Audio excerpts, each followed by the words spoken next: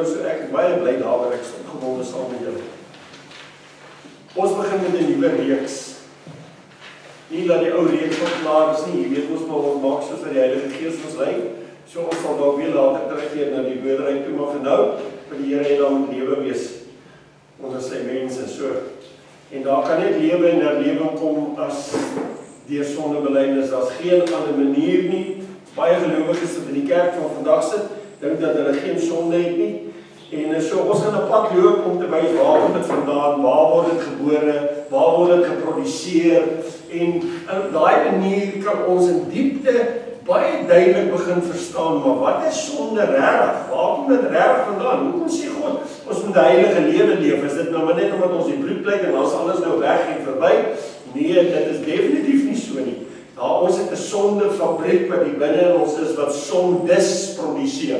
So ons wil kyk, dit is enkel fout en dit is meer fout. So ons wil kyk, die sonde, as die skrif praat van die sonde, dan beteken dit is enkel fout, en dit kan toch nie wees nie, want ons bely ons sondes. So waar kom sondes vandaan, as die Bybel praat van sonde? Kan jy verstaan? So ons gaan so draai loop deur Romeine, ek weet dis vol leer in Romeine, maar ek gaan nie heeltemal iets anders te wys wat oor Romeine gaan, en ons gaan van Romeine 1 tot hoofstuk 8, gaan ons kyk as die Here se wil daarby is. Dis 'n baie belangrike woord. O ja, ek het die Here baie mooi gevra, want dit is so diep, en hoe dieper jy gaan, hoe dieper, en ek sê, Here, ergens moet 'n mens stop, want anders bly jy net by Romeine 1 vers 1, en jy kom nooit by Romeine hoofstuk 8 uit, nee, prys die Here. So, bid asseblief saam met my, dat die Here my sal help met hierdie woord. Kom ons lees saam in die skrif, in die woord van die Here, en ons kry dit daar in Matteus 5 vers 37. Eintlik is die vraag vanmôre, wat is 'n normale Christelike lewe? En dan is ons veronderstel om 'n normale Christelike lewe te lewe. Want almal sê hulle is Christen, ek luister na iemand anders wie sê hy wil daai woord Christen nie hoor nie. Hy wil niks met dit te doen hê nie, want tot die moslim noem homself 'n Christen op 'n manier, en hulle dink hulle bid almal dieselfde God, so hy wil niks van dit hoor nie. Nou ja, elkeen het maar sy opinie hoe dit werk. Nou kom ons lees dan Matteus 5 vers 37 tot 48. Matteus 5 vers 37 tot 48. Ek het net so 2 dele uit die bergpredikasie uitgevat. Nou die bergpredikasie, iemand het eendag gesê, as jy Matteus 5, 6 en 7 lewe, dan is jy presies wat die Here jou wil hê. En jy kan maar Matteus 5, 6 en 7 gerus gaan lees, want dit is die kern van, as ons nou vanmôre sê, van die evangelie. Kom ons los Christendom nou uit. Die kern van die evangelie is Matteus 5, 6 en 7. En as jy elke ding wat in daai skrifte genoem word kan doen, of daarby kan uitkom, dan is jy werklik waar saam met Christus gekruisig. Romeine 6 vers 6. Ok, so ons het net so draai loop hierdie goed, en dan gaan jy sien, is jy werklik sonder sonde, is dit reg om net in die kamer te gaan bid in die binnekamer en dan elke dag te sondig en môre maar weer sondes te bely en dan weer te sondig en weer sondes te bely. Wat is dit vir die Here van ons as gelowiges verwag en wil hê? Nee. So kom ons kyk. Matteus 5:37. Ek het net so 'n stuk daar uitgehaal, nie die hele deel nie. Hy sê maar, hoor nou mooi wat sê, maar laat hulle woord wees. Ja, ja. Nee, nee. Want meer as dit is uit die bose. Julle het gehoor dat daar gesê is, oog vir oog, 'n tand vir 'n tand. Maar ek sê vir julle, dat julle 'n slegte mens nie moet weerstaan nie. Maar as iemand jou op die regterwang slaan, draai ook die ander een na hom toe. En elkeen wat van jou 1 myl afdwing, loop met hom 2 myl saam. Gee aan hom wat jou iets vra en wys hom nie af wat van jou wil leen nie. Dit is net 'n paar goedjies wat ek nou net daar uitgehaal het, uit daai gedeelte uit. En ek kan nie sê, terwyl ek dit so lees, kan ek al klaar agterkom, ergens langs die pad, het ek hierdie presies gedoen. laat het ek met dit doen nie. Kan jy dit verstaan vanmôre? Ek het ergens langs die pad opgeslip, soos die kinders sê. Dit is nie so cool as wat hulle sê, dit is die kyk hoe hy verstaan nie. Hy sê, laat hulle woord wees, ja, nee. En enige een van die al vanmôre belofte aan iemand gemaak, en gesê, hoorie, ek skry jou daai tyd, of hoorie, volgende woensdag gaan ons dit doen, of wat ook al. En dan kom woensdag, en woensdag kom, en woensdag gaan, en ons kom nooit by dit uit nie. En dan agterna het ons vergeet daarvan. Hy sê, laat julle woord wees, ja, nee. Daar is soveel mense wat kontrak breek, jy ken dit ook. Kontrak breek is met ander woorde, jou ja is jou ja, jou nee is jou nee. En alles behalwe dit is boos, sê die Here. So met ander woorde, dan moet die baie bose mense op hierdie aarde wees, want weet jy wat, daar is baie mense wat 'n belofte afgelê het teenoor die Here, of voor die Here, toe hulle getroud is. En daar is baie, meer as 50% wat al geskei is oor die wêreld. En daai belofte was so erg dat dit gesê is, tot die dood ons skei. Kan jy dit verstaan? En dan vra ons die vraag, was jou ja dan nie jou ja nie? En was jou nee nie jou nee nie? Kan jy sien vanmôre, dis verskriklike gevaarlike goed hierdie waarop ons in beweeg. Party mense ry, stop net so vinnig by die stopstraat en skiet oor, sonder om te stop. Dan sê ek, wow, as jou gewete lewendig is, dan sal jy nie so iets doen nie. Kom ek sê dit nou duidelik vanmôre, want dis waaroor ons gaan praat. Ons gaan oor ons gewete praat, en die gewete lê in ons hart. En die Here gaan so ver, dat hy ons hart uithaal.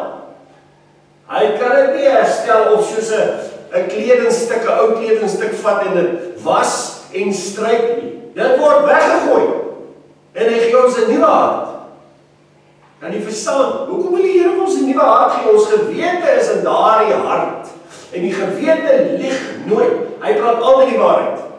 Ek weet nie of dit al agtergekom het nie. Hy word opgewek saam met jou innerlike gees wat opgewek word. Ewe skielik is jou gewete daar, en jou gewete oordeel jou of oortuig jou, of ek kan maar sê oordeel. Dis nie die Heilige Gees nie, dis jou gewete wat opgewek word. Die oomblik as jy by Christus Jesus uitkom, dan het ons skielike gewete, want in die wêreld het jy geen gewete nie. Jy sal moord en roof en jy sal al die sondes doen, maar daar is niks in jou plan nie, want jy weet nie eers wat is sonde as jy in die wêreld is nie. Kan jy dit onthou toe ons in die wêreld was? Dit was niks van ons sondes, behalwe as 'n gelowige of 'n Christen gekom het en gesê, hoorie, maar die Bybel sê jy mag nie dit doen nie. Maar as dit nie vir dit was, sou ons nie eens geweet het wat sondes is nie. Kan jy dit verstaan? Maar wanneer ons by die Here uitkom, dan ontvang ons 'n gewete deur die wedergeboorte. En nou ewe skielik is hier 'n stemmetjie hier binnekant wat met ons praat. As ek nou in die stopstraat ry en ek is naby of in die waarheid, iemand het eendag gesê, man, weet jy wat?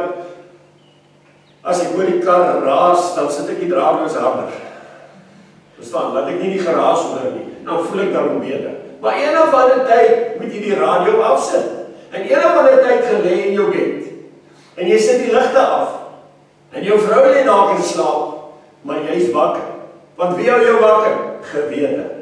En gewete vat jou terug op daai dag waar jy was. Alles wat jy gedoen het, alles wat jy gesê het. En hy ondersoek dit. En hy sê vir jou, jy was nie in die waarheid nie. En baie van ons se gewetes is dood. Gelowiges wat nie 'n gewete meer het nie. Ek sien hulle sit in die voorste banke in die kerk. Ry hulle met 'n selfoon op die oor, wat die wet verbied. Ry hulle met 'n selfoon op die oor en oor die stopstraat. Ek kan hulle name vir u gee. Dis hoe erg dit is. Maar Sondag sit hy sy mombakkies op en dan sit hy in die kerk in die voorste banke. En dan moet die gemeente na hom opkyk, want hy is een van die ouderlinge of die leiers in die kerk. Kan jy dit verstaan vanmôre? Nou dis waarna ons gaan kyk. Ons dink ons is Christene, maar ek wil sê ons is baie ver van Christenskap af. Ons het nie idee wat is Christenskap nie. En as die Here ons help, dan gaan ons definitief deur hierdie vinnig agterkom. Maar ek is nie 'n Christen nie. Ek moet my sondes gaan bely voor die Here, want ek is eintlik siek. Ek is vrot die binnekant. Dit is 'n grot van my hart, is 'n grot van sondes en God moet my help om uithaal vir my 'n nuwe hart gee, want ek wil nie so mens wees nie. Ek wil nie so lewe nie. Jy dit verstaan vanmôre. Okay, right. Dit gaan 'n warm een word hierdie. Want onthou, ek preek eers vir myself, né? En dan as ek die brood gekry het, dan breek ek dit en gee die brood vir julle. So ek kry die grootste pak slaag van almal hier. Alright. Maar God ons help dat ons ons sondes bely, soos wat ons aangemoed het. As daar iets verkeerd is, jy dink, Here, maar ek is skuldig. Bely dit, net daar waar jy sit. Maak die saak sommer net daar met die Here uit. En jy gaan nie glo wat se verskil hier in jy gaan wees wanneer jy daar by daai deur uitstap vanmôre. Jy gaan soveel ligter wees, want al daai goed wat gepla dat jy nie die Heilige Gees se stem mooi duidelik kan hoor nie, dit gaan alles wegval en weggee pad van jou af, soos wat jy bely. Okay, onthou, elke herlewing wat op hierdie aarde plaasgevind het, gaan lees maar vir Charles Finney, gaan lees maar vir John Knox, gaan lees maar oral mense wat met die herlewing betrokke was, waar die herlewing begin. Daar was 'n kraan wat oopgedraai moes word en daai kraan se naam was sondebelydenis. Die kerk wil hulle sondes bely nie. Hulle gaan in die binnekamer en dan val hulle neer as hulle in die binnekamer inkom en dan sal hulle vir die Here sê, "Ag Here, vergewe my vandag," en dan staan hulle op. Hulle gee die Here nie eens 'n kans om te praat nie. Niks nie. Vat sy bloed en misbruik sy bloed en verstaan nie waaroor die bloed van die Here gaan en waarheen Christus moes gegaan het om dit vir ons moontlik te maak dat ons sondes vergewe kan word nie. Dan sal ons nie so maklik sondig nie, glo my. Okay. Maak vas julle sy gedat. Kom ons lees Matteus 6. Ek het net so 'n paar hoofstukke verder gegaan en kom ons lees wat staan daar. Matteus 6 vers 1 tot 4. Pas op dat julle nie julle liefdadigheid vir die mense bewys om deur hulle gesien te word nie. En dit is 'n seer een hierdie. Dan gaan hy verder. Anders het julle geen loon by julle Vader wat in die hemel is nie, en ek wil in hakies daar skrywe, net loon by die mens. Nou, by wie wil jy loon hê? Wil jy loon by die mense, of wil jy loon by God hê? Vra die vraag vir jouself vanmôre. Vul in, hoe sê die Engelsman, hy sê, just fill in the blanks. So jy kan vanmôre self invul, wat jy daar wil skryf.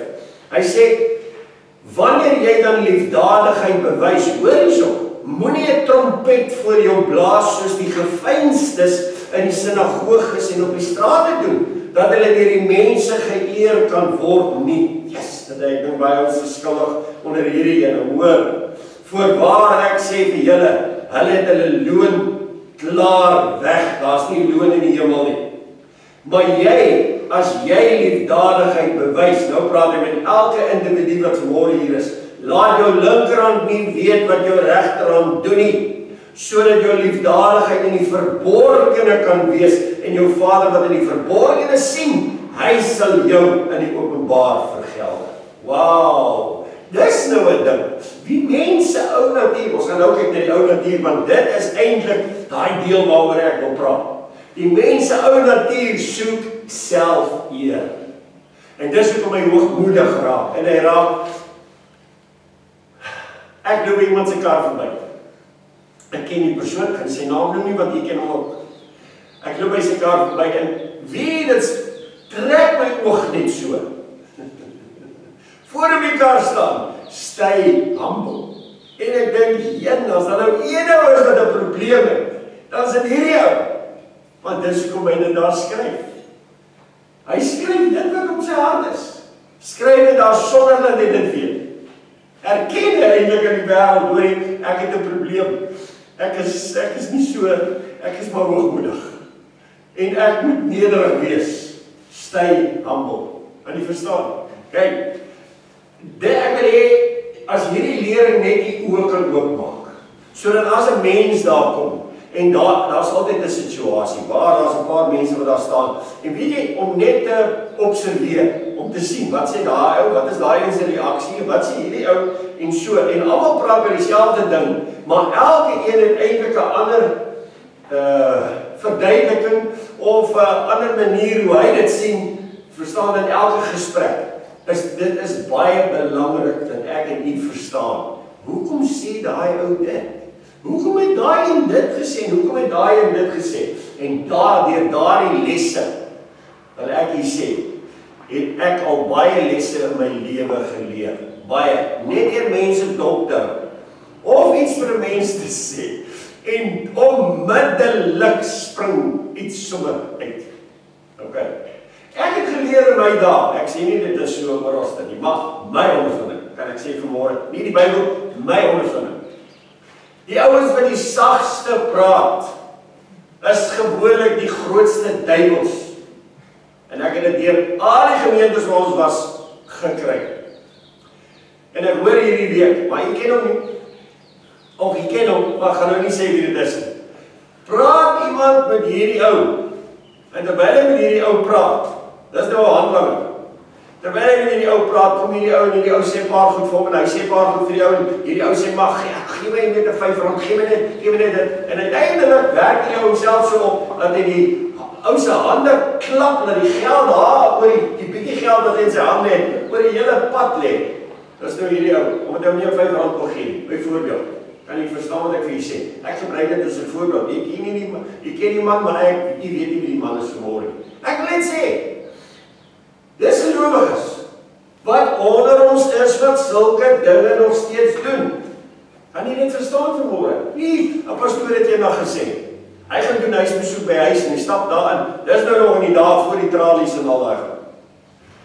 En die remote controls en al daai. Vandag gee julle ons nou nie so betrap nie. Ingestap in die huis. En bo voor op die stoepie was 'n bankie. En hierdie ou suster wat in hierdie huis gebly, sy was 'n goeie gawe ou suster en sy was altyd die heiligste in die kerk.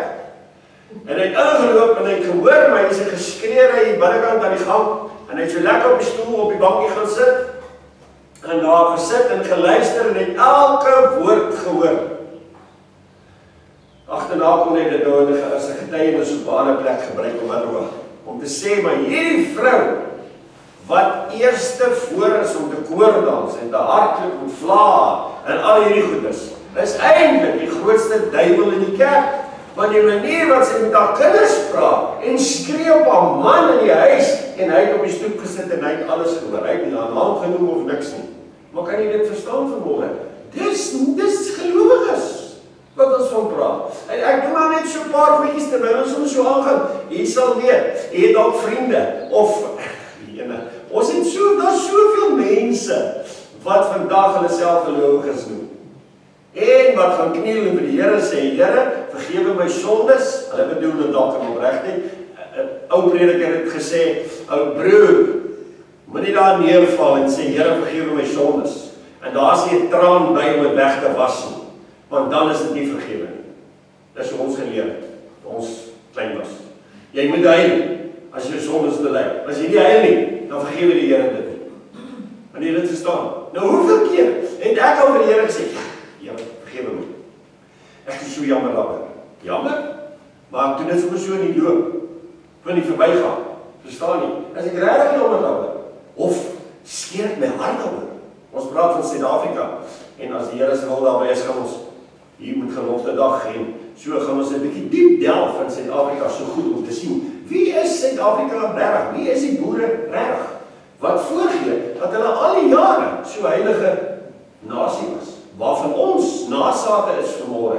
En weet jy waarvan ek en u vanmôre die vrugte moet pluk van saad wat gesaai was. En dis hoe God werk. Hy het net een beginsel, wat jy saai sal jy maai. Al maai jy dit deur die nageslag, maar maai gaan jy dit maai. Maar as ons dit nie weet nie, dan kan ons nie hulle goed bely nie, die voorouers se goed bely en regmaak en kanselleer, want dit staan voor God in hierdie oomblik, broer en suster. Kyk, sal nie vanmôre oor Suid-Afrika praat nie. Ek wil maar net sê, dis die pad.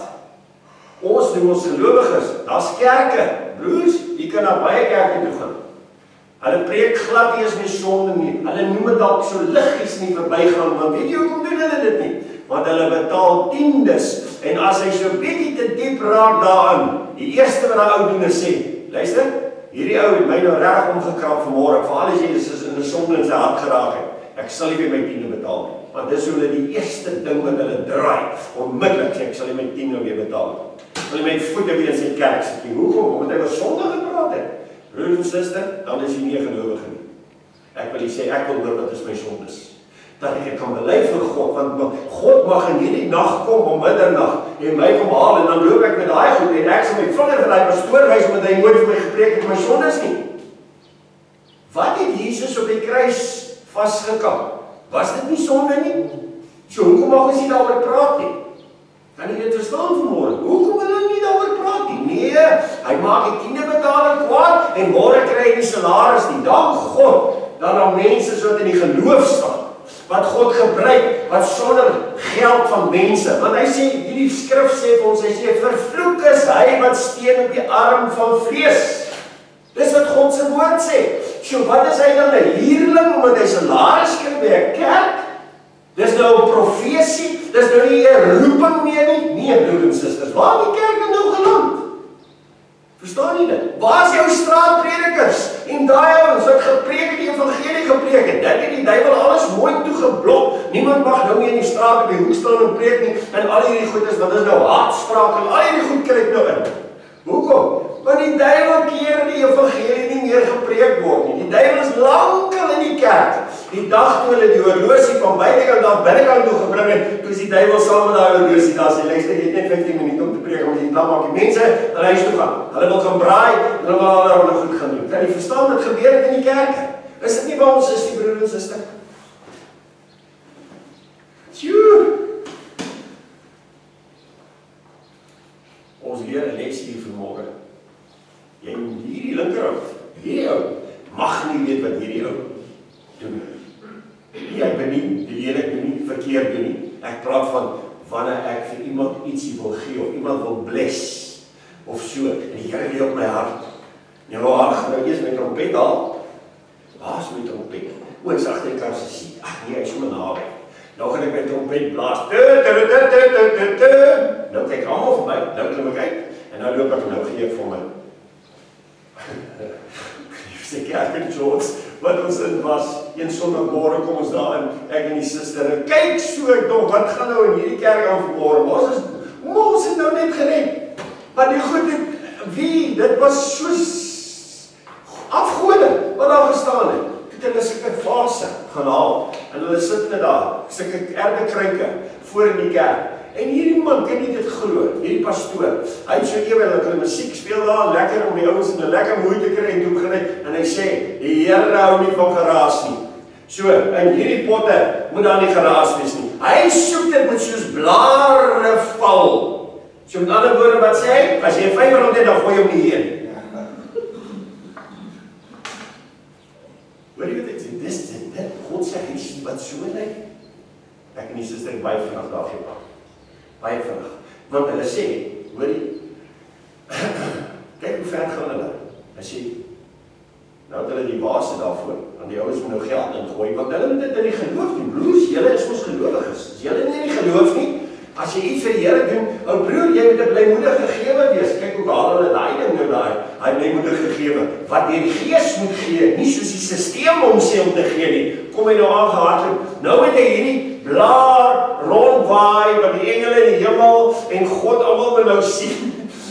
Hierdie blaar. Nou wie gaan nou R10 in die lug opwaai, want almal nou kyk hoeveel geld gooi jy daar in. Jy gaan ons definitief nou diep in jou sak steek en R100 ten minste uithaal, want die mens hou van selfeer. Of R200. Kan jy dit verstaan? So dat almal daarom kan sien. Nou hardloop ek vorentoe, want dis wat die pastoor sê. Nou, dis reg. Hy het gesê dis so. En dan gooi jy dit nou in daai waas en dan kom jy nou terug en jy prys die Here want jy het nou hierdie goed gedoen. Waar is ons nou? Hey. Kom ons begin met punt 2. Ons is gepreek vir môre, tyd is al klaar. Punt A, lees saam met my, punt 2a. As ons byvoorbeeld na die bergpredikasie kyk, dan wonder 'n mens of so lewe ooit deur enige iemand op hierdie aarde geleef kan word. Vra jouself die vraag vanmôre. Ek het myself die vraag gevra en ek het gesê, Here, daar's net een wat hierdie lewe van Matteus 5, 6 en 7 regtig waar kon lewe en dit was Christus of God homself toe hy op hierdie aarde geloop het as mens.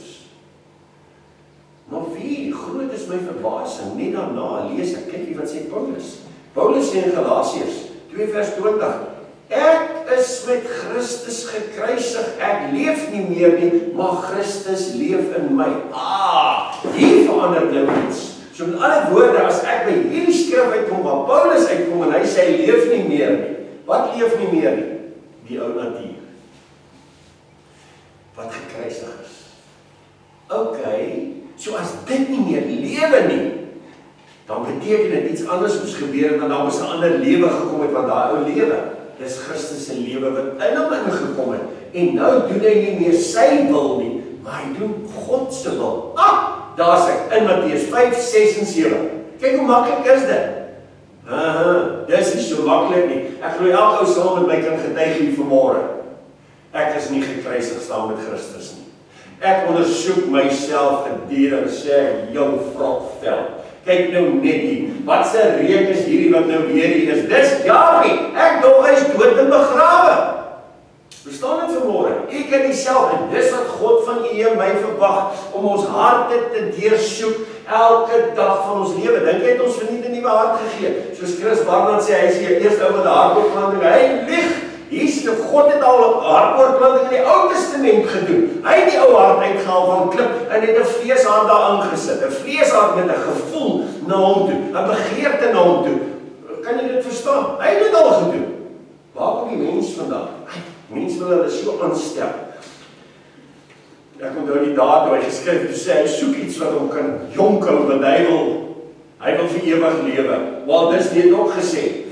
Luister, julle sit my in 'n instant freeze. Hy is tot vandag toe 'n blok droë ys geëis, sodat wanneer tegnologie eendag so ver gevorder kan word, wat hulle hom kan uithaal en weer opwek uit die dode uit, hy gaan baie lank vat. Hy gaan, die enigste manier hoe hy by daai droë ys gekom is, daai dag wanneer die bassein gaan blaas, met die tweede opstanding, want hy gaan definitief nie, hy was 'n ateïs in die eerste opstanding wees nie. So hy gaan na die 1000-jarige regering, as daai bassein gaan blaas, dan val hy blok ys uit mekaar en dan kruip daai Walt Disney daar uit glo vir my, en hy kom en hy sien, maar hier is 'n God wat ek nooit in geglo het nie, en dan word hy geoordeel vir al sy dinge in sy lewe. Jy verstaan hoe dom is mense. Jene. Jy kan baie bly wees vanmôre dat die God ergens langs die pad ontmoet het. En hy gesê het, hoorie kom, volg my. En ek sal jou maak vissers van mense. Want dis wat die Here sê, kom, volg my. En vir elke disipel sê, kom, volg my. Omgedraai geloop, nog 'n wag om te kyk of hy kom nie. Hy het gekom. Hy sê, want as die Vader jou trek, dan kom jy. Ons is almal getrek deur die Vader vanmôre. Dank God daarvoor, ons kan die Vader dankie sê daarvoor. Sal ons nie net ons hande opsteek vanmôre en sê, Here, dankie dat U my getrek het en dat ek nou vanmôre 'n disipel van U kan wees. Is dit nie wonderlik om 'n disipel van die Here te wees nie? Halleluja! Die wêreld kyk op na U. Moenie Uself onderskat nie. Hulle kyk op na U. Net soos wat hulle na U kyk om U te oordeel ook. Okay, so sorg dat jy in die waarheid wandel. Want Jesus sê, in hierdie weg, in die waarheid, en dan sal jy vir ewig lewe. So, alright, kom ons lees. Galasiërs, ek is nou saam met Christus gekruisig. Hier verklaar Christus nie iets spesiaals of 'n hoë Christelike lewe nie. Al wat hy sê is, julle moet sterwe. Self, jou eie wil moet sterwe. Dis al. Nie meer my wil nie. Die Here se wil. En elke keer as ek in 'n situasie kom, wat is my prioriteit? God se wil of nog steeds Jaapie se wil? Hier sal jy self baie vinnig herken, want Jaapie gaan u gou in die moeilikheid bring. Glo my. Gou. Maar God sal u nooit in die moeilikheid bring. Hy sal u op die regte paai lei. Hy sê, gaan voor julle uit, ek maak julle paai vir julle gelyk. Maar wonderlik, 'n God wat ons het. Dis dit nie wonderlik? Kom ons kyk daarvoor. Ek wil dit sommer klaar lees. Hy gee vir ons God se voorskrif vir 'n Christen, en dit kan opgesom word in hierdie woorde, ek leef nie meer nie, maar Christus leef nou in my. Nie meer my wil nie, God se wil. God maak dit baie duidelik dat hy net een antwoord het in sy woord, wat in elke menslike nood voorsien. En dis sy seun Jesus Christus. Dink daaraan vanmôre, enige iets wat u in die lewe nodig het. As jy Jesus het jy niks meer in die lewe nodig nie. Jy het Christus nodig. As jy sonde vergifnis nodig het, die bloed van God, van Christus nodig het, jy het net Jesus Christus nodig. As jy verlossing nodig het, van een of ander probleem, het jy net Jesus nodig. Dit is so wonderlik. As jy opstanding in die lewe nodig het, dan het jy net Jesus nodig. Hy is alles. Hy is die Alfa en hy is die Omega. Die begin en die einde van ons hele lewensbestaan hier op aarde. Dit is Christus. Want jy verstaan, jy het niks meer nodig as hy. Wonderlik om dit te besef, maar is dit nie?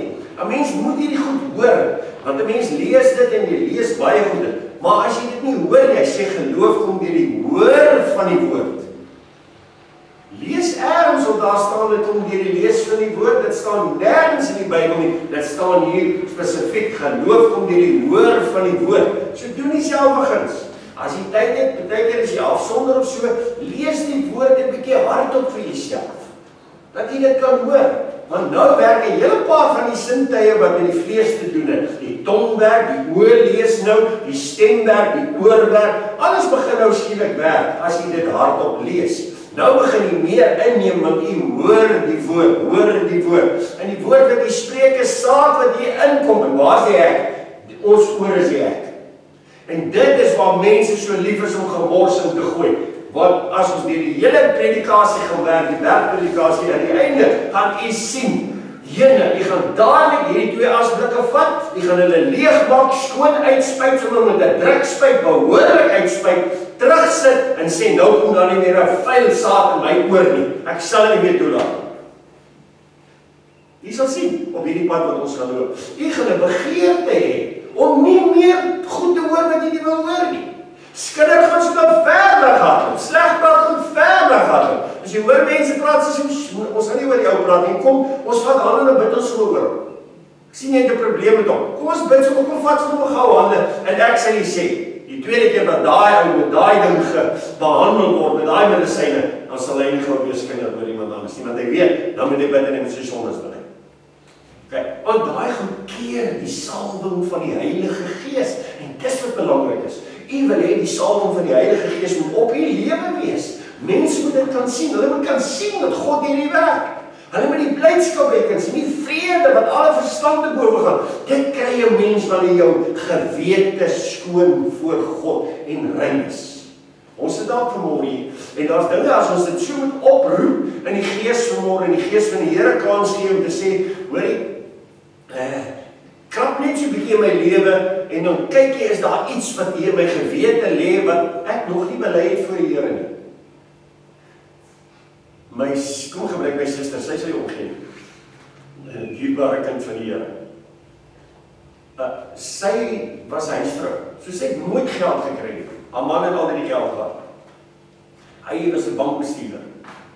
So wat hy nou doen in die aand, dan kom hy nou daar en trek en maar sy klere op die dag uit en môre vat sy dit en dan moet sy dit nou weer gaan ophang en sy het so stryd gehad met hierdie man van haar want hy gooi alles net neer, sy het die stort uitklip en alles net so agter hom geneergelos. Ek glo baie heel van julle vrouens het ook daai probleem. Maar dit is die heiligmaking nie.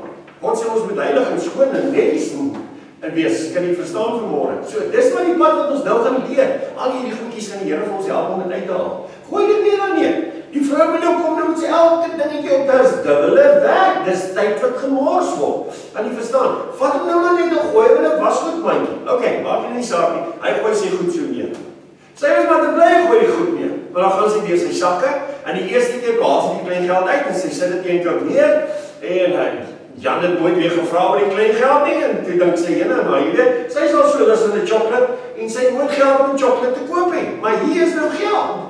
En so het sy elke keer haar man se sakke begin leegmaak. Elke keer as sy by die huis kom, dan sak hulle geld en dan sy die geld gevat en sy het nooit 'n woord oor dit gesê nie. En eendag kom sy tot bekering en sy kom daar by ons in Pretoria in die gemeente, sy woon die diens by en ja, die Here se Gees werk sommer net so met haar. En sy kom na die diens by my, sy sê vir my, al die jare steel ek al Jan se geld. Toe kom bely sy dit. En van toe af, dan vat sy daai geld, dan gee sy dit net so vir hom en sy sê, het jou geld vergeet. Maar die jare, kan jy dit verstaan? Daai ding was in die gewete. Niemand het geweet. Nie eens Jan het geweet. Niemand het, maar sy het geweet. En die Here het geweet. So dis wat ek wil hê, as ons daai goed kan uitkry, want daai goeders, dis wat keer dat ek en u nie vanmôre in herlewing is nie.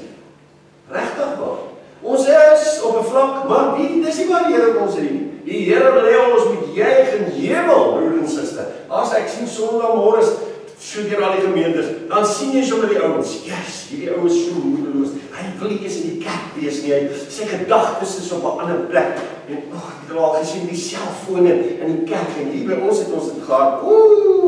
Jene. Maar as jy begin praat oor die goed, dan kry hulle stuiptrekkings, dan loop hulle sommer dadelik uit.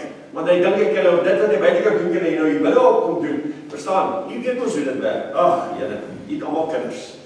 Ek het ook kinders. Hier's my kinders.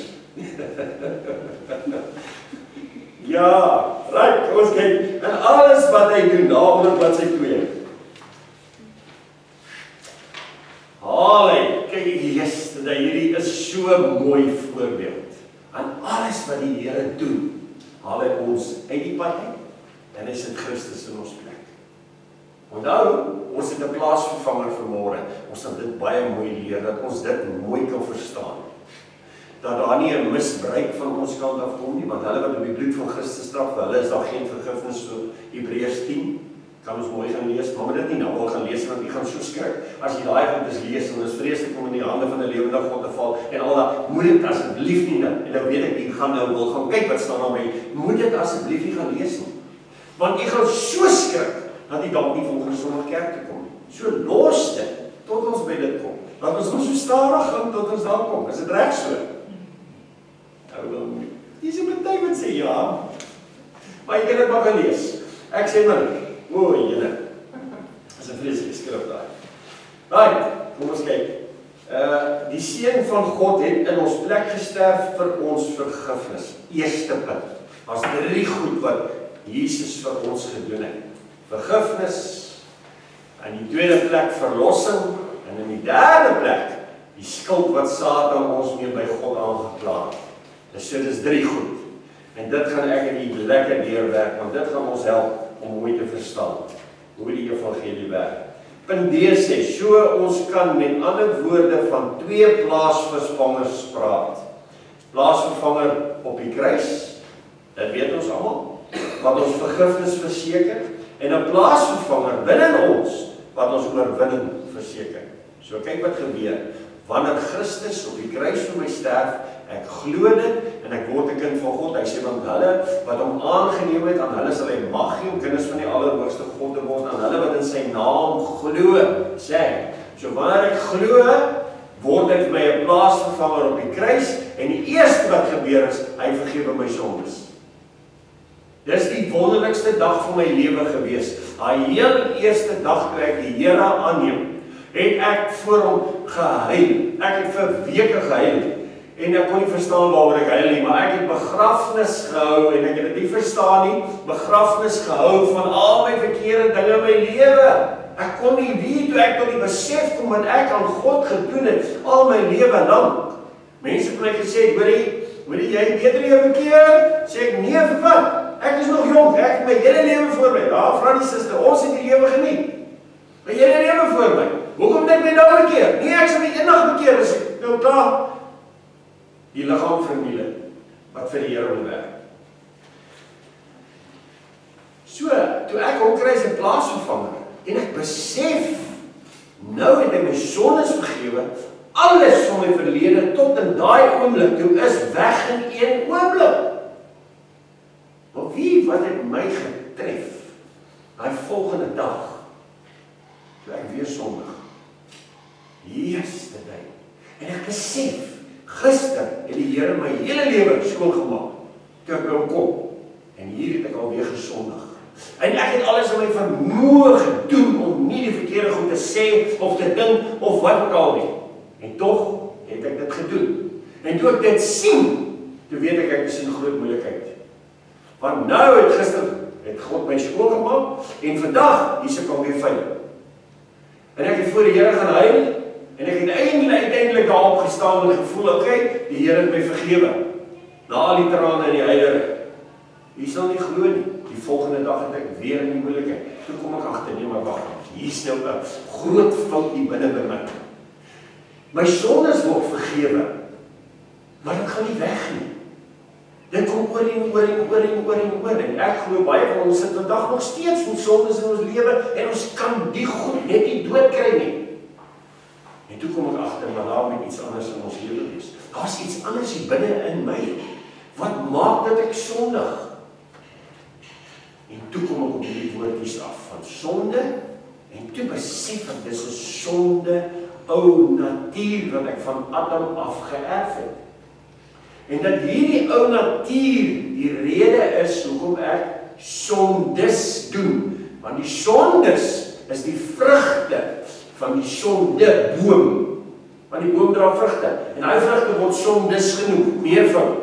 So die bloed van die Here is wonderlik. Dit verwyder al my sondes. Maar my sonde, die boom, is nog nooit verwyder nie. Hy's nog altyd daar.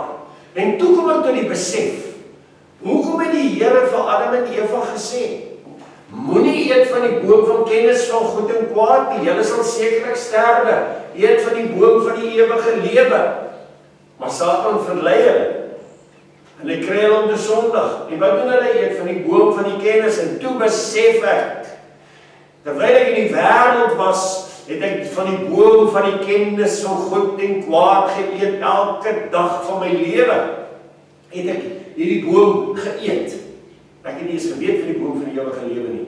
Maar toe by die Here uitkom, toe besef ek, Here, maar hier's my probleem. Ek het hierdie kennis wat ek opgedoen het in die wêreld, maar dit beteken niks. Want letter sonder die Gees is dood. So al daai wat ek geleer het en gehoor het, voor ek tot bekering gekom het, was dood, want ek is dood. Maar toe die Here my opwek, toe besef ek moet klaarmaak met hierdie boom van kennis. Hierdie boom van kennis het die sonde gebring. Dit het die kennis gebring van sonde aan Adam en Eva wat hulle nie gehad het nie. Want hulle wil was in God gewees. Al die tyd, hy het elke aand in die aandwindjie dan kom wandel hy saam met Adam in die tuin. Dis dit nie wonderlik as God met 'n mens wandel in die tuin van Eden. Elke aand. En op 'n aand skielik hier kom die Here. En Adam en Eva is weg. En hy sê, Adam, hy roep. Hy soek hulle, maar hy is weg. En Eva skielik, erns, skree Adam. Here, ons kry weg. Hoekom kry julle weg? Sê, Here, ons het agtergekom, ons is naak. Wie het vir julle gesê julle is naak? Ek wil lei die Here hulle om hulle sondes te bely. Wie het vir julle gesê julle is naak? Nee, Here, ons het van die boom van die kennis geëet en ons het oopgegaan. Nou kan ons besef ons is naak. Wat doen die Here? In sy groot liefde slag hy twee diere. En hy vat daar die velle en hy maak vir hulle klere, want hulle is naak. Hulle het die heerlikheid van God verloor deur die sonde wat hulle gedoen het. En dis wat ek en jy doen. Die oomblik wanneer ons sondig, dan verloor ons daar die salwing en die heerlikheid van God oor ons lewe. Verstaan dit vanmôre, geliefdes? En daarom is dit belangrik dat my gewete lewendig moet wees, opgewek moet wees, want my gewete is dadelik die een wat vir my sê, jy kan nie doen, dit wat jy nou gesê het is verkeerd. Jy wil dit dadelik gaan bely. Verstaan nie? Die Heilige Gees is daar om ons te oortuig, want onthou, mense het gesê, ja, die Heilige Gees kla my aan van sonde. Nee, nooit nie, ons gaan hier leer. Daar's net een aanklaer van die broeders en dis Satan. Openbaring 12 vers 9 sê dit, hy sê die aanklaer van die broeders is neergewerp uit die hemel uit. Hy wat hulle dag en nag aanklaag voor God. Kan jy dit glo? Dat Satan dit sy 24 ure dag missie maak om jou en my aan te kla voor God. Kan jy dit glo? Dis wat hy doen. En dis die dele wat die Here ons nou besig en wat die Here ons gaan leer. 3 punte om agter te kom. Sonde, my skuld en die aanklag van Satan. Dis die 3 goed wat gebeur in jou en my lewe elke dag, broer en suster. Maar as my gewete nie skoon en rein voor God is nie, dan weet ek nie eens van hierdie goed nie. En dan doen ek sonde en is nie eers vir my sonde nie. Daar's mense wat in die kerk sit, soos ek sê. Hy luister na die preek, hy stap net so dood in die kerk en want sy gewete is dood en die sonde doodgedruk. Wat sê die Here? Hierdie aarde sal net dussels en dorings voortbring. Wat is dit? Dis die sonde. Daarom is Jesus die doringkroon op sy kop dra. Hoekom? En ingekap word, want dis by sy denke wat dit gedoen is. En hierdie dorings en die dorings en die dussels en die vloek van die aarde verteenwoordig en Christus het dit op hom geneem. Met ander woorde, jou en my sondes het hy op hom geneem, die dorings en dussels in ons lewe. Ons het nie nodig om in dorings en dussels te lewe nie. God het dit op hom geneem en dit klaar gedra. En deur sy wonde het daar genesing vir u en my gekom. Maar ek het nou, soos ek hier staan, het ek 'n verantwoordelikheid teenoor God om te besef, dit help nie, ek bely elke dag my sondes nie. As die fabriek nie toegemaak word wat die sonde produseer nie, dan gaan ek vir die res van my lewe aangekla word deur Satan voor God, dag en nag, broers en susters. En baie keer laat die Here hom toe om dinge oor my lewe te bring. Want aan die einde van dit, hy sê alles werk ten goeie mee vir hulle wat die Here liefhet. Ons het God lief al sondig, ons het ons hom tog nog lief. Verstaan jy, want ons is opgewek in die wedergeboorte. Is jou gees opgewek. Hy is lief vir die Here en hy doen net wat die Here wil. Hy doen geen slegte ding, niks nie. Dis jou gees. Jou gees is met God gekonnekteer. Maar die siel, dis die ou, dis die Japie, dis die oukie wat self is. En hierdie stuk vleis wil ek nie eens vanmôre van praat nie. Hy is die slegste van ons, met al sy begeertes. Hy kry die siel om te sondig. Dis hier. En dis hoekom die Here sê, in sy woord sê dat die vader van die vlees is Satan. Hy sê die vlees sal nooit in die koninkryk van God kan ingaan. Kan jy dit verstaan vanmôre? Hierdie ou wat hier staan, hierdie sienbare ou, dit is ons groot probleem. En dis hoekom ons moet hierdie ding verstaan, want as ons dit nie verstaan nie, hoe die bloed werk en die skuld loskoping, want dis wat Satan kom, hy kom en hy gee jou en my 'n skuldige gewete. Hoor mooi, skuldige gewete. Dis daai dingetjie waaroor ons moet praat. Daai gewete dingetjie, hoe om hom skoon te kry. Hoekom sê God so, skuldige gewete? Nou loop ek met die skullige gewete. En as ek gaan kniel en ek wil by die Here, hy keer my nog voor ek wil gaan kniel en my sondes bely en sê ek, die Here gaan jou nie hoor nie, jy's te sleg, kyk wat jy gedoen alweer vanmôre, kyk daar, en dit, jy mors die Here Jesus se bloed, hy preek vir jou 'n preek, dat jy nie in die binnekamer moet kom om jou sondes te bely nie. En op die einde van die dag, dan word jou hart verhard, en hy word harder, en harder, en harder, en dan gaan jy nooit meer binnekamer toe nie. Dan kry jy soos Adam weg, en jy begin vyeblare aansit, vyeblare, want jy die heerlikheid van God, die salwing van die Heilige Gees verloor daarmee. Het jy nie al agtergekom nie? Gees, jou vrede is net so weg. Party ouens se vrede verloor hulle glad nie. Het jy net al agtergekom? Heerlik, hulle kan enige ding doen, wat hulle wil. Dat daai ouens se vrede is glad nie weg nie. Dan sê ek, Here, hoe's dit dat hierdie ouens se vrede nie weg is nie? Ek sou nou mat gesoek en my kop onder die mat ingekruip het. Verstaan? Nee, maar hy het dit pla om glad nie. Hy doen dit, hy sê so iets vir my. Dit pla nie is nie. Sê Here, daai ou nie gewete nie. Het jy al gehoor? Daai ou nie gewete nie. Regtig, want sy het gewete gehad het, sou hy nooit dit gedoen het. Het jy dit al gehoor? Mense sê dit ons. Mense wat moord gepleeg en sê, heerlik. Daai ou kan definitief nie gewete hê. Wat dit doen, hy het nie gewete nie. Dit is so waar. Jou gewete word lewendig wanneer jy Jesus Christus aanneem. En dan begin hy met jou praat. Ek dank God vir 'n gewete. Want daai gewete is eintlik my kaartjie hemel toe om vir my te sê, hoorie, dis verkeerd. Jy het dit gesê. Jy het dit gesê. Hy praat die waarheid, hy lieg nooit. Onthou dit vanmôre, is daar een ding in jou is vanmôre wat jy ontvang na die wedergeboorte, is die gewete. En hy lieg nooit. Hy praat die waarheid. Hy probeer deur die dag met jou praat, maar partykeer draai ons net die drama se harder, want ons wil nie hoor wat sê gewete nie, soos ek dit nou verduidelik het. Maar vanaand kry jy jou, een van die tyd kry jy jou. Wanneer dit stil is, dan kom praat hy met jou. Dan sê ek, jou vrou weet nie van dit nie. Jy doen alweer dit, jy het alweer dit gedink. Daar het jy gery vandag, in die bakkie, of daar met die kar, of daar het jy dit gedoen. En wat het jy gedink? Dink jy met die Here is tevrede met dit? En dan maak jy daai ding bietjie stil, daai stem bietjie stil. En as jy hom stil maak, en jy bely nie daai goed nie, jy sal nie glo nie. Hy word 'n monster in jou lewe. Hy groei en hy kry krag. Elke keer wat jy hom bedink, word hy groter, groter, groter. En weet jy wat doen jy? As hy aanhoudend bedink, dan begin jy jou gewete daartoe trap deur daai ding. Want daai gedagte wat jy koester rondom daai spesifieke ding, soos 'n ou wat 'n kar gaan kyk.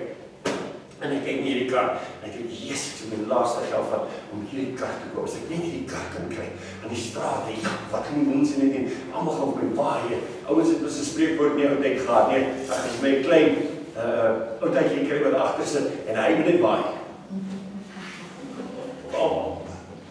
Duidelik. Ja, dis wat ek probeer sê. So, daai man loop in hy gedagte en hy koester. Ek dink aan 'n man. Dis hier, op een van die dorp, ek gaan nou nie sy naam noem nie, want dan gaan ek hom dalk ken of later van hom hoor. Hy het by die spoorwegse stasie gewerk. En die spoorwegse treine daar gekom en dan stop hy, dan is daar mense se goedere wat vervoer word. Dan skeer hulle hierdie goed stikkend. Dan haal hulle van hy goed uit, dan haal hulle maand se groceries uit daai trein uit. 2 of 3 wat saam werk. En dan ry hy trein, dan kom hy trein by die plek en dan klaar die kliënt nou, ja, maar hierdie ding was stikkend en daai ding was dit. Hulle gooi dit van die trein af. Dat dit daar moet val, dat 2 of 3 van die goed breek en dan steel hulle 4 of 5 van die goed en so. Hierdie man was 'n ouderling, hy het die NG Kerk. En het voor in die NG Kerk se banke gesit. En hy was 'n geliefde ou. Die ouens het hom gelei. Hy was ook gaan visvang, hy het altyd kapelle saam gehad en gaan visvang en so. Op 'n dag, toe stel hulle 'n trek vir hulle en hulle vang hulle. Die groot skande wat gebeur het is toe hom geboei by sy werk, al sy werkers, al die mense, en nou gaan hy by al die spoorwegreise verby met die pick-up, sit hy daar agter in die pick-up. Wat 'n groot skande was dit net nie vir hierdie man nie. En ek het agterna met hom gepraat. En toe vertel hy vir my, sê ja, op 'n dag was dit net 'n gedagte. Was net 'n gedagte.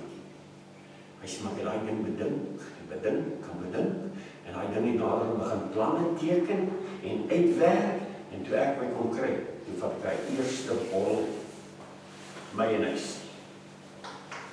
Hy sê daar. En ek sien maar, kom weg met dit. Toe vat ek nie net 'n bottel mayonaise nie, ek vat sommer 'n krat met 12 of 6, hang van die groot dinge, nee. Uitgevang. Die vreeslikste dag, as jou sonde jou uitgevind het. As ons gewete skoon is, as hy sy gewete skoon gemaak het, daai tyd, dan sou hy nie in moeilikheid gekom. Hy sou nooit in hy verleentheid gekom het, om geboeid vir sy mense, wat voor hom opgegroei het, van die werkers wat voor hom opgegroei het. Hy was al 'n ouerige man, in sy 50's, wil hom vang. Kan jy dit glo? Hy's amper by aftree, by pensioen. Hy verloor al hierdie voordele, wat hy sy hele lewe lang voorgewerk het, en dit vir 'n maand se groceries, ag nie eens groceries, nie 'n paar goed wat hulle gesteel van die trok af.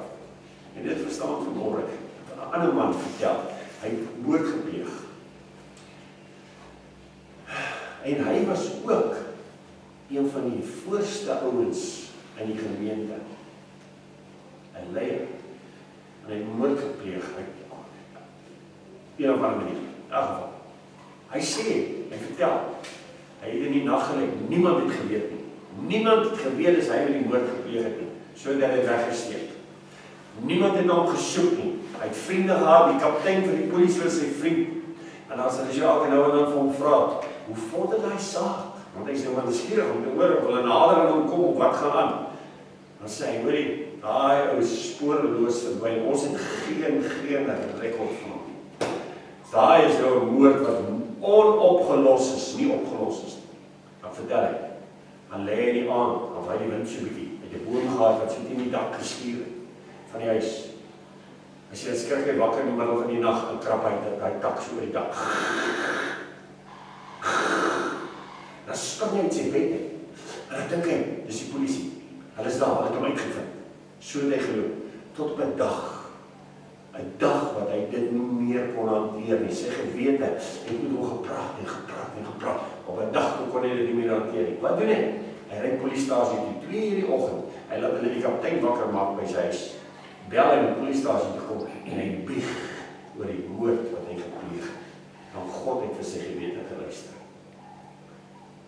Daai kaptein sê, ag jy lieg, ek glo jou nie. Hy sê, ek ken jou, jy is 'n huisvriend van my. Jy lieg. Hy sê, wat probeer jy nou? Hoekom wil jy nou skuld erken vir moord wat jy nou nie gepleeg het nie? En jy sien, so skyn heilig en lewe en gelewe voor in die kerk. Jy sê, jy's 'n ouderling in die kerk. Jy sê, mos jy sulke goed doen nie. En jy dit verstaan vanmôre. Gewete, broer en suster. Ek wil jy net vanmôre die stempel afdruk op dit, dat jy net kan verstaan. As jou gewete met jou praat, en hy waarsku jou, maak dit liewe reg. Want as jy dit nie reg maak nie, dan gaan hy al minder en minder en minder en minder. Want jy gaan 'n manier kry om daai stemmetjie van gewete dood te maak, dat jy nie meer hoor nie. Ek dink aan Herodes vanmôre, terwyl ons oor die gewete praat. Ek dink aan Herodes vanmôre van die Bybel, kan jy weer Herodes opdink? Hy het hierdie nuwe tempel gebou, die tweede tempel, nou wat afgebreek was, en nou weer herbou in Jerusalem. Hier is hy. Hy vat sy broer se vrou, steel haar, by hom. Sy het 'n dogter wat 16 of 17 jaar oud is. God sorg dat Johannes die Doper in die tronk is op daai tyd, sodat Herodes 'n kans gekry. Ken die liefde van die Here, weet jy wat, dit het geen einde nie. Dat hy hierdie Herodes wat so sleg was, tog nog 'n laaste kans deur Johannes die Doper wil gee. En wat doen Johannes? Hy sit in die tronk. En terwyl hy daar in die tronk sit, praat hy met Herodes. En hy sê vir Herodes, dis nie jou vrou nie, dis jou man se vrou. God verbied dit. Hy druk net sy ore toe, hy wil nie hoor nie. Maar die Bybel sê, hy het kort teruggegaan dat hy gaan luister, wat sê Johannes? Dan praat Johannes oor hierdie ongeregtigheid in sy lewe. So Johannes was vir hom sy gewete, want hy het nie gewete gehad nie. En kyk wat doen die duiwel, hy is so slim. Hy laat daar dans plaasvind, en die meisietjie dans daar. En hulle is allemaal lekker gedrink seker nou maar, en in daai oomblik is hy so verblind deur die dans en die slangbeweging, want daai slang was seker maar dieselfde slang, hy moes dieselfde slang van die tyd van Eden gewees. En met daai bewegings, en ewe skielik toe sê hy vir haar, vra my net wat jy wil, jy kan my hele koninkryk, of die helft van my koninkryk vra, dan sal ek dit ook vir jou gee. En sy sê, die duiwel, sy sê, gee my Johannes die Doper se kop. Die Bybel sê, hy was 'n bietjie ongelukkig daaroor. Want hy het gehou daarvan van Johannes te hoor, want Johannes het die waarheid gepraat. Maar wie? Om daai gewete se stemmetjie dood te kry. Toe sê, dis reg, gaan kap sy kop af. En Johannes die Doper het nooit weer met hom gepraat nie. Dit was Herodes se laaste kans. Verstaan vanmôre wat ek vir julle sê? So ons moet verstaan waaroor hierdie gewete gaan. En waarvoor God gekom het en sy bloed gestort het, waarvoor hy op 'n kruis moes sterwe en al hierdie hele pad loop om wat te doen, sodat ek en jy vanmôre 'n rein gewete kan hê. 'n Geleentheid kan hê om ons gewete skoon te maak voor hom. En goed wat in ons pad is. Hoekom? Want die Here, dis sy tempel van die Heilige Gees, sê Paulus, waarin God nou woon. Hier. En God wil met ons praat, en hy wil ons lei om goed te doen, want ons is instrumente en hande en voete van die Here. Hy wil ons op 'n punt bring, of op 'n plek bring, of soos Johannes bring, waar jy met iemand kan praat en sê, hoorie, jy het nog 'n laaste kans, gebruik die laaste kans. Dis waarvoor ons daar is om mekaar te help. Ons is daar om die liggaam van Christus skoon te maak. Party van ons is die niere. Party van die ouens jong, hy het nie 'n diplomatiese manier van 'n ding vir jou sê nie. Hy sê sommer reg en jy sê, hoorie, nou praat jy sommer nonsens. Ek dink jy moet liewer jou mond hou of so iets. Jy verstaan, want hy wil nie hoor wat hierdie ou sê nie. Dis 'n gelowige en dan praat hierdie gelowige wêreldse taal. Hy praat 'n ander taal. En seker, so, maar daar's ander ouens van die Here nou wat nie die niere is wat al die vuil goed in die liggaam uit moet werk nie, wat dalk op 'n mooi manier met ons sal praat, wat dalk 'n deel van die hart is, of so, kan jy verstaan vanmôre, wat weer saggies met die ou gaan praat. Die Here weet presies wie hy nodig het in die regte situasie. Ek het werksmense gehad in die bouery. Ek het saam met hulle gaan bid. Ag, weet jy, ek het ook 'n Johannes die Doper gehad, kan ek maar so sê. Sy naam is Charles. Hy was ook 'n voorman.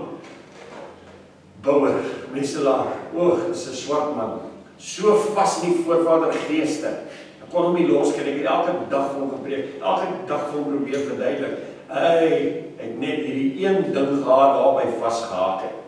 Sy kajak het in brand geslaan en hy was dronk en hy het op die bed gelê en sy bed en al die goed het aan die brand geslaan en hy was pap dronk en alles het gebrand. En in daai oomblik, toe kom sy ouma wat dood is, na hom toe en sy skree, Charles, word wakker, Charles, word wakker, jy is besig om te verbrand. En dit het hom vasgemaak aan die voorvader geeste, dat hy nie kon loskom nie. Ek het van probeer verduidelik, toe sê hy, meneer, verduidelik vir my, hoekom my ouma wat dood is, na my toe gekom en met my kom praat. Nou ja, so werk die duivel, hy is so slim, want Charles sou 'n regtige magtige prediker geword het. Mag God gee dat hy hom nou bekeer en dat hy nou al preek in die strate, want hy was regtig hy was slim en wys geweest. Hy is die een wat vir my gesê, Melanie, dan kom ek dan hulle die muur skeef gebou.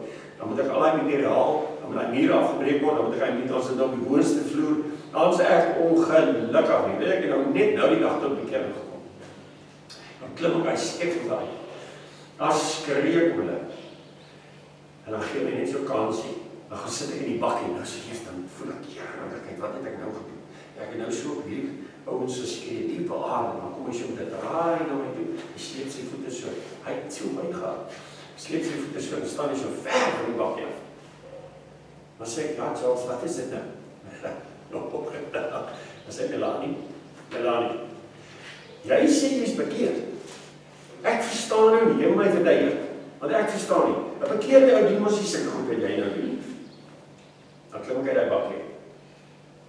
As die binne my brand is ongelukkig, maak my die gesindheid van 'n gelowige openbaar. Dan loop ek saam met hom, dan vat ek hom om die hoekie in 'n kamer in, wat ons nog besig is om te bou, alleen, gaan ek daarin, dan sê ek, Charles, wat sê nee, Melanie, dis nie reg wat jy nou doen. Die Here hou nie van dit nie. Preek hy nou vir my, die Sondag. Dan sê ek ook, Charles, ek is baie jong, vat ek sy hande, dan bid ek. Die meeste 9 uit 10 gevalle, dan heilig, sê ek, Here, ek is jammer dat ek so slegte voorbeeld vir Charles gaan voel, hy nou beter. As daar my nou daar, dan voel hy baie goed, want ek het nou beleid voor hom, teenoor hom, en so. En dis die manier hoe die Here my verneder, om Japie minder te maak. Wie ek dank God vandag vir Charles. En ek mis hom vandag. Want hy was soos Johannes die Doper vir Herodes vir my. Maar dank God dat die Here my gehelp het, dat ek nie my hart verhard het nie, maar dat ek geluister het na hom en saam met hom kon bid en dan uitgaan en dan vir almal sê, ek is baie jammer ek het my so sorg gedra. Dis nie wat ek van die Here moet doen nie. Verstaan? En so die Here my gelei. En so het hy my gehelp en met my gewerk vir daardie tye. En ek weet hoe ek gebid sê, Here, verlos my net van hierdie bouery. Ek kom permanent vir u werk. En eintlik op 'n dag na 3 of 4 jaar, wie so wonderlik toe om beroemd ons Pretoria toe. Ons na daai gemeente toe as pastoorspaar.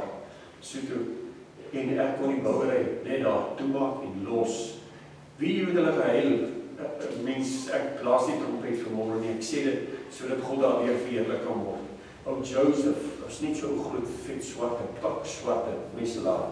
Wie het my vastgehou, het so gehuil. Ag, dit is 'n verskriklike dag daar. Wag daarna, het ek besef, die saad wat ek in hulle lewe ingesaai, het iets in hulle lewe gedoen. Want anders sou hulle my nooit so behandel het nie. En nooit so lief vir my geword het nie. En nie verstaan geword, al het ek met hulle geraas, die verkeerde goed is. Ek sluit af met ou Pieter. Ek dink aan Pieter, my carpenter. En daar was ek in my lewe nog nooit so 'n goeie carpenter in my lewe gesien nie. Daai ou was die slimste carpenter, grootste dakke, alles. Hy het dit sommer self ontwerp, die kappe ontwerp, die site gemaak. Ja, hy was briljant. Hy het my beloof, elke week. Melanie, ek sien jou Sondag in die kerk. Kom ek maandag, en ek so golfbakkie gehad. Daar was altyd 'n preker, van iemand wat preek, altyd 'n bekeringspreker. Dan klim hy so, sluip hy so, want hy was nou nie by die kerk gister nie, sluip hy so, gewete is nou daar by hom. Ek gewete, is 'n wonderlike ding gewete, hoor, hy help jou. Dan klim hy so in die bakkie en vraag, en voor ek nou nog iets kan sê, dan trek ek gou die tyd en sit in die klankkamer. Voor ek nou met hom kan praat en sê, jy kan weer vir my gelieg, jy het nie gister kerk toe gekom nie. Die Here is ontevrede met jou. En so, want hy weet nou al, die preek is al so, dan klim hy vinnig en dig die tyd en draai maar, ek sê, laat ons luister. En dan preek die ou van ons, soos ons nou mossel uitgeleid van ons. Was wonderlike tye. Dit is alles gewete. Hy praat. Gebruik mense. Ek het met hom gepraat. Ag, Here, hierdie môre 6:00 wil my bel. Ek is besig om af te sonder vir die diens, ons diens gaan nou begin. Kry ek 'n oproep, 5:45. Bel sy ouma my, ek by sy ouma gaan bly. Sy sê vir my, meneer, ek kom nou net van die lykshuis af. Hulle Piet weer dit aardig vermoor. Ek wil nou nie sê hoe dit gedoen nie. Sy sê, ek wil maar net dat jy moet weet, dat ou Pieter dood is. Wie hy daai Vrydag uit die bakkie uitgeklim. Ek sal nooit vergeet nie. Elke week beloof hy kom Sondag kerk toe. Daai Vrydag uit die bakkie uitklim. Sy sê, meneer, ek gaan nou vir my pak klere koop. Hy het altyd allerlei verskonings gehad. Meneer, gee my net 'n kans, dat ek net my pak klere koop. Ek kan nie so kerk toe kom nie. Die Here wil nie, die Here wil nie ordentlik lyk as 'n kerk. Hy Vrydag toe klim hy daai groete kom soos altyd. En hier in my hart het ek gedink, ag, jy lieg my net weer. En hy gaan koop van 'n pak klere. Attie was sy handlanger wat saam met hom gewerk.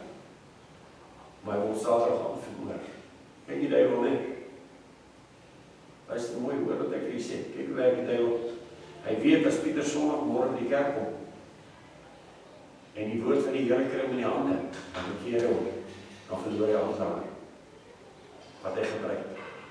Hy maak hom dood Saterdagmiddag. Ek wil dit net vir u sê vanmôre.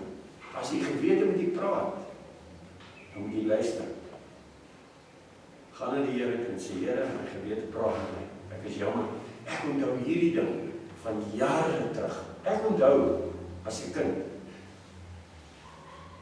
Eendag het my gewete geweldig met my gepraat. Ek het vliee gevang. En dit is soms so vir u sê. Ek het altyd, my ma het gesê, ons bloed is veilig, want ons altyd kasteolie en seker goed is. So ek het altyd bloedvinde gehad. En as jy jou kind is en jy is buitekant, dan is die vliee ons oral. Dan hierdie goed gevang, dan trek ek hulle vlek af, dan laat ek hom loop en sê, nou loop jy. Jy gaan nie meer vlieg, maar jy wil wees. So. Verlang het ek het gedoen. Want dis een manier hoe ek hulle kon terugkry. Dit was te maklik om hom net dood te maak. En een dag, nadat ek tot bekering kom, ek het alles bely wat ek gedink daar is dat ek kan bely. Ek kry nog net so in die kar. En ewe skielik kom gewete. En hy praat so met my. Hy sê, jy het nog nooit bely dat jy die vlees se vlekke afgetrek het. En hulle net so wat loop. Jy het nog nooit bely. Kan jy sien? Gewete bring jou in die fynste detail in. En hy haal al hy goed uit die pad uit. Want hy wil hê dat die Gees van die Here geen obstruksie of struikelblok moet hê, want hy moet jou innerlike mens so praat.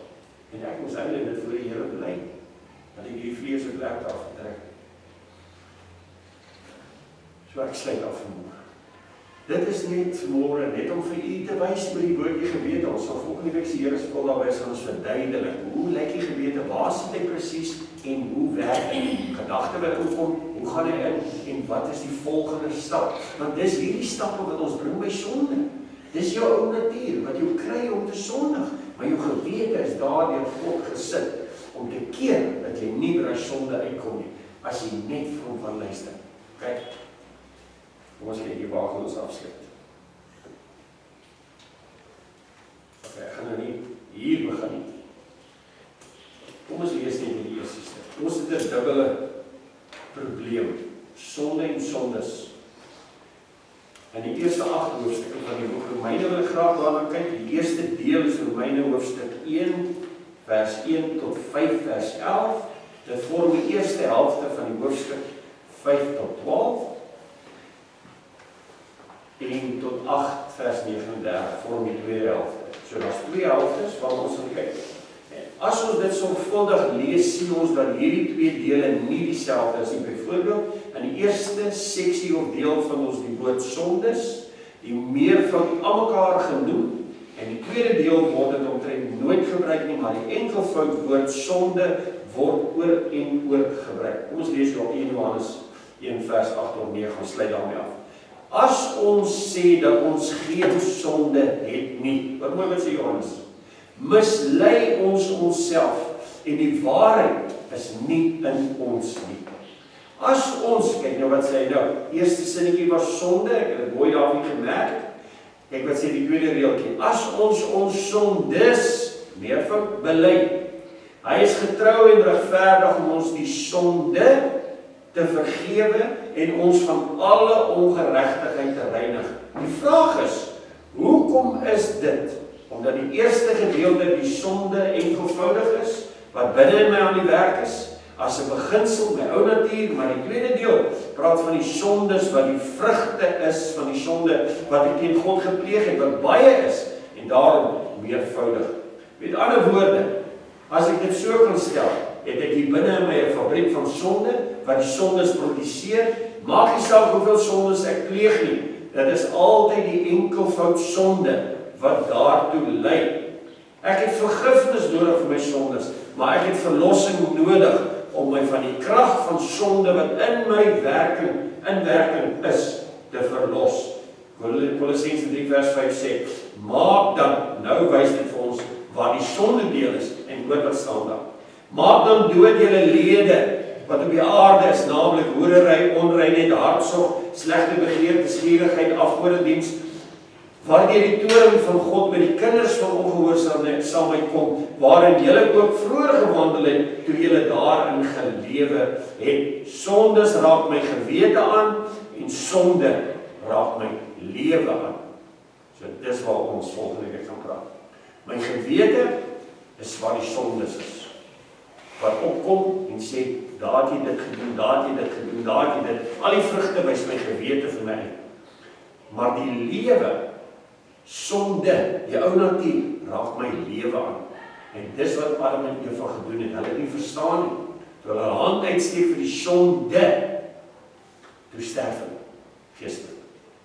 So dit raak jou lewe aan. Jou geestelike lewe is jou ou natuur. Hy raak dit aan. En dis die gevaarlike deel. Ok, ons gaan volgende week, as die Here se wil daar wees, gaan ons daarna kyk. Was so 'n mooi liedjie. En ek wil vir julle sing. Soms so vanaf vanmorgen, ons kan volgende week leer, dit is so lekker sing. Geen my, verdra my nou maar. Ek is nie sanger nie, maar dit is so prachtige liedjie. Hy sê, oh, forgive me, Lord, and try me one more time. I'll be yours, dear Lord, and you will be mine. Thou I've fallen, thou I've sinned, let me rise and try again. Oh, forgive me, Lord, and try me one more time. Ek sluit daarmee af. Kom ons by die Vader. Dankie vir vergifnis. Dankie vir 'n gewete wat opgewek is saam met die wedergeboorte. Here, want ek glo, ons gewete het ons al baie gered van baie ernstige goed wat in ons lewe kon gebeur. Maar omdat ons gehoorsaam was aan die stil stem van ons gewete, het U kans gekry om ons te red deur die krag van die Heilige Gees daaruit. My gebed is vanmôre, Vader, aan elkeen hier. Dis die eerste dag, dis die eerste dag van ons reis, hierdie reis, om te sien wat U vir ons regtig waar gedoen het. Here, dit is net te groot om te beskryf, dit is net onverstaanbaar. As ons net dink aan alles wat U gedoen het vir ons, om ons hier uit te kry, om ons by 'n ewige lewe te kry. Here, dit is wonderlik. My gebed is, dit wat ons vanmôre geleer het, wat gesaai is in ons harte, wil ek bid, o Gees van God, wees die naprediker.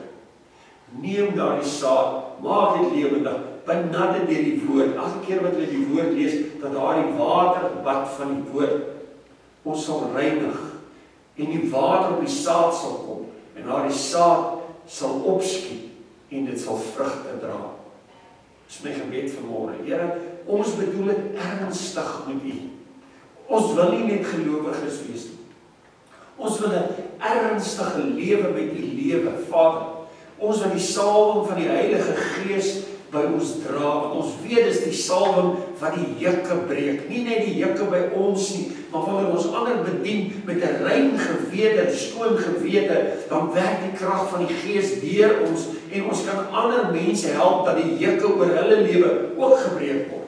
Here, dis 'n tweedoelige effek. Net vir ons nie, maar ook vir ander. My gebed is vanmôre in alle ernstigheid, vir elkeen wat hier is, Here, ons bedoel dit ernstig met U. Ons wil nie godsdienst speel nie, ons wil nie Christelikheid speel nie, Here, ons is ernstig met U. En daarom bid ons, so Gees van God, dat U dit vir ons sal oopmaak. Open ons verstand om hierdie dinge te verstaan. Dit wat U vir ons gedoen het. Ek dank U vanmôre, Here, ek bid vir elkeen dat julle sal seën hierdie week wat voorlê, op hulle pad huis toe, dat julle veilig sal hou. Die bloed waarna ons volgende week gaan kyk, die Here wat nog nooit sy krag verloor het nie, die bloed wat sondes vergewe, Here, hoe wonderlik is die bloed net nie. Bly die bloed oor elke een van ons vanmôre. Here, elke keer wanneer ons dit doen, dan erken ons in geloof, dat ons glo dat die bloed werklik waar daar is. Help ons om die bloed gereeld te pleit. Help ons om gereeld te sê, Vader in die bloed, Vader in die naam van die bloed, of in die naam van Jesus se bloed. Here, dat ons dit gereeld, want elke keer wat ons dit erken, dan groei ons geloof, en bewys ons geloof van die hemel. Dis my gebed vanmôre, dat ons ernstig met dit sal wees, Here. En ek bid, dat elke keer as hulle Bybel hierdie week oopmaak, Vader, en lees, dat dit rondom hierdie sal wees, dat U deur die Heilige Gees elke stukkie soos 'n legkaart bymekaar sal maak vir elke ene, en dat ons volgende Sondag kom, Vader, dat daar 'n bevestiging van hierdie woord sal wees deur die Heilige Gees. Ons eer U daarvoor. Want deur die woord van ons getuienis en die bloed van Jesus is al hoe ons die duiwel kan verslaan. Waarom bid ons vanmôre in ernstigheid, Vader, oor die woord, dat ons regtig waar 'n honger en 'n passie sal hê na U woord. Is my gebed vanmôre, Vader. Ons bid vir ons families wat nie gered is nie. Op hierdie stadium, Here, ons bid vanmôre vir hulle. U sê roep die dinge wat nie bestaan nie asof dit daar is. Ons roep vanmôre, Vader, die dinge wat nie bestaan nie. Ons roep bekering oor hulle. Ons roep vanmôre dat jy hulle oor ander se paaie sal stuur. Dat jy engele as dienende geeste op hulle pad sal stuur om hulle te lei om by ander gelowiges uit te kom, sodat daar redding vir hulle siele kan kom. Vader, ons bid dit vanmôre. Die woord sê wat 2 of 3 saamstem, dit sal so wees. Dit sal so gebeur. En getuienisse sal onder julle opgaan om te sê dat God julle gebede verhoor het wanneer hulle siele gered word. Daarom bid ons saam vanmôre in ernstigheid, Here. Ons gee om vir ons kinders soos wat U vir ons omgee. Ek dank U daarvoor vanmôre dat U ons gebede verhoor. Hoor en verhoor, Vader. Want U sê, voordat julle nog bid, dan weet ek wat julle gaan bid. En wanneer julle bid, dan het U julle alreeds verhoor. Ons dank U dat ons vanmôre Jesus se woorde kan gebruik en sê, Vader, ons weet elke keer as ons bid, verhoor U ons. Ons laaste ding wat ons vra vanmôre, bly in ons, Vader, soos wat ons in U is. In Jesus naam. Amen. Baie dankie vir elkeen wat was. Mag die Here U ryklik seën.